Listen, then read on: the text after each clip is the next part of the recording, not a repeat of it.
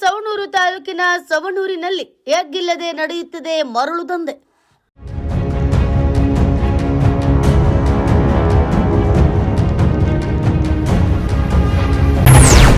ಕಣ್ಮುಚ್ಚಿ ಕುಳಿತ ಸ್ಥಳೀಯ ಆಡಳಿತ ವ್ಯವಸ್ಥೆ, ಸಾರ್ವಜನಿಕರ ಆಕ್ರೋಶ.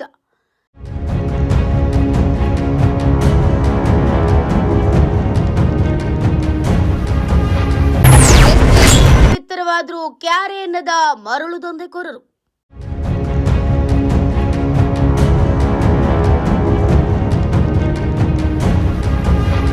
ಹೌದು, ಹಾವೇರಿ ಜಿಲ್ಲೆಯಲ್ಲಿ ಮತ್ತೆ ಮರಳು ಮಾಫಿಯಾ ದಂಧೆ ಬೆಳಕಿಗೆ ಬರ್ತಾ ಇದೆ. ಮರಳು ಮಾಫಿಯಾದಿಂದ ದಿನೇ ದಿನೇ ಬೆಳಕಿಗೆ ಬರ್ತಾ ಇದ್ದು ಅಕ್ರಮವಾಗಿ ಮರಳು ಮಾರಾಟ ಎಗ್ಗಿಲ್ಲದೆ ಸಾಗ್ತಾ ಇದೆ.